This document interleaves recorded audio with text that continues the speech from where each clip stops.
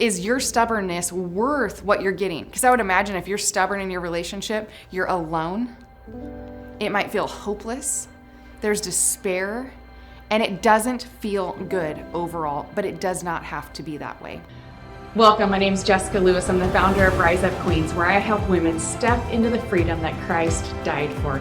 Here on this channel, you will find many topics on physical intimacy, porn and working through that in your marriage, communication, triggers, and so much more. I hope you dive in with me and subscribe and create the best marriage you possibly can with your spouse right now. Today, we're going to dive into 4 hard marriage truths. The things that I wish someone would have told me before I was married. So if you're married, that doesn't mean not listen to this video, because you might feel validation in some of these things as we go through them. So 4 hard marriage truths. So the first one is that marriage will get so hard at times that you will want to quit. It is normal when you are married to an imperfect person, 2 imperfect people married to each other. It will get challenging if you're having hard conversations and you're leaning in and you're being authentic and being vulnerable.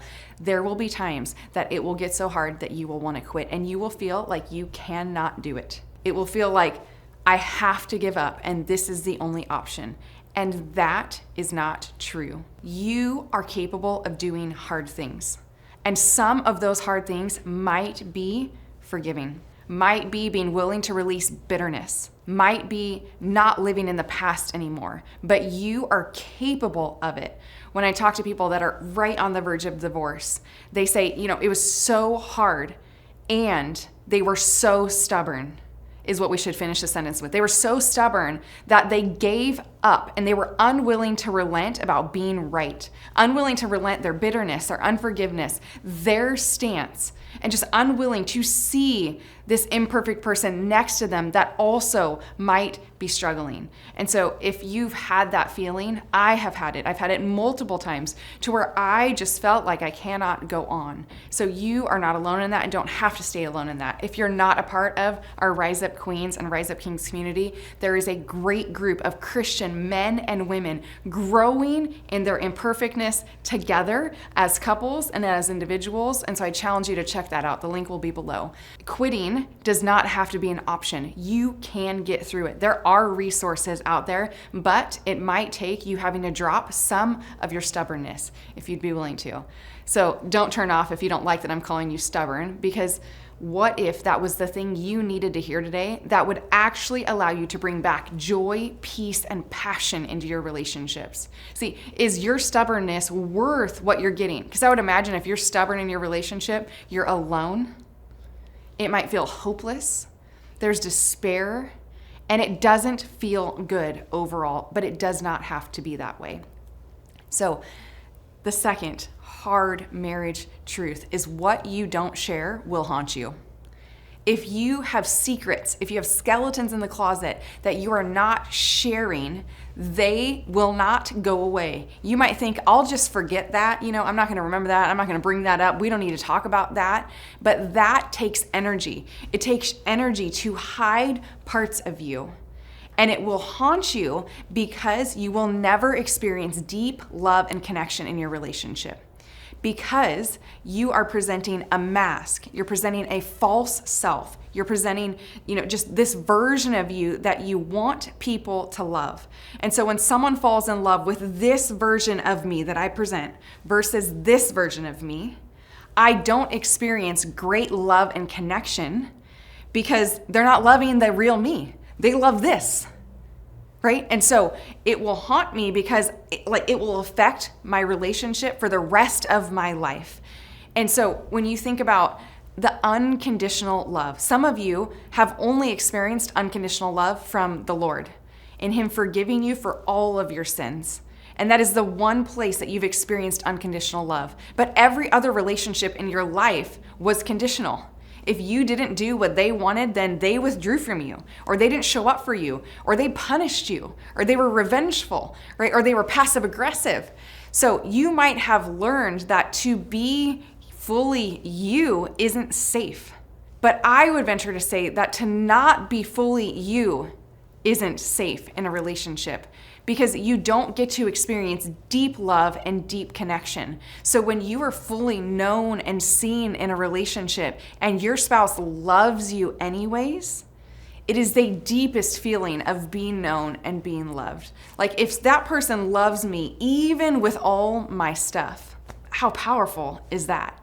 And so what you don't share, your secrets you keep will haunt you, and it will cost you things. It will cost you energy. Because if you're lying about stuff, you have to keep lying. Like you have to keep up the facade. And eventually it gets old. And then you'll say, you know what? This is too hard. This is too old because you're having to keep up this lie. And then you'll probably bounce and you'll quit. But all of that could have been solved if you would have just shown up and allowed yourself to be known and be seen. Another thing I wish someone would have told me was that hard conversations do not have to equal destruction. Growing up in my house, hard conversations were very loud on both sides, and then everyone was silent. There was silence. The silence could go for days, it could go for weeks, it could maybe go for a month, and the bitterness lasted forever. However, it does not have to be that way. Hard conversations in your relationship can build greater intimacy and build greater connection if you go into it with the desire to know your partner and without the need to be right. You can go into a hard conversation and believe you're right and try and prove your point, and your hard conversation will be very detrimental. However, if you go into the conversation with curiosity and the desire to know your partner and yourself better, they can draw you closer together. I'll do another video and put that in the link later on how to have hard conversations with your spouse. But the truth is hard conversations are necessary. They're 100% necessary for you to have deep, intimate connection. You're married to hopefully a person that's different than you, more than likely in a lot of ways different than you. And so you're gonna have things that come up for you. There are gonna be triggers. There are going to be ways that you get offended, that you get hurt. And if you hold that in, it will be detrimental to the relationship. The last thing is that I wish I would have known that the point of being married is not to make me happy. I believe the point of being married is to make me holy. It is the greatest place for spiritual development that I have ever experienced. See, my husband is with me every day. He knows my ins and outs. He sees my good. He sees my bad. He sees all of it. And it is the greatest place for me to grow, to love more like Jesus. See, I knew very well how to be revengeful, how to be manipulative, how to keep my walls up, how to not trust, how to not show up for him, right? Like how to protect. I was great at self-protection, as I bet some of you are. And in that, it hurt. It didn't feel good, right? And so I had to begin to heal and transform and learn to love like Jesus. I had to learn how to not take offense to absolutely everything Skylar brought to the table with me. Right? Because in my offense, what I would do is I would make everything about me. He could have a simple conversation about, hey babe, how can we grow in our connection together?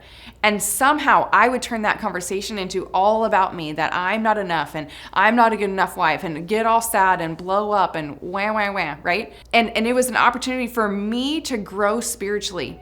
When I take deficits in the relationship or things that are needed and I attach it to my identity, it is this great indicator that I am not rooted in the Lord. For the last 16 years, I've been working on my identity being so rooted in the Lord. I don't get it from what Skylar thinks. I don't get it from how I showed up. I don't get it from how I performed. I don't get it from my achievements. But it is rooted very deeply in me to get my identity from these other places. So when someone's not happy with me, right, the people pleaser in me comes out and I want to make them happy and I want to please them.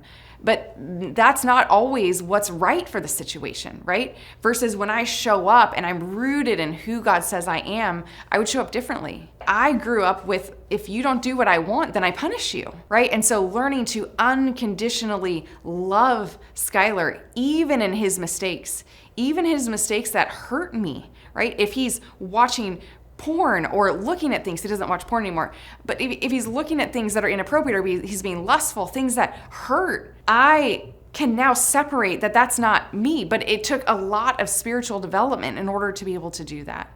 And so I hope this blesses you. I hope you know that you're not alone. And if you need a community of men or women, or men and women, or couples that are growing in their faith, in their family, in their fitness, in their finances, I would challenge you to check out Rise Up Kings and Rise Up Queens, and definitely subscribe.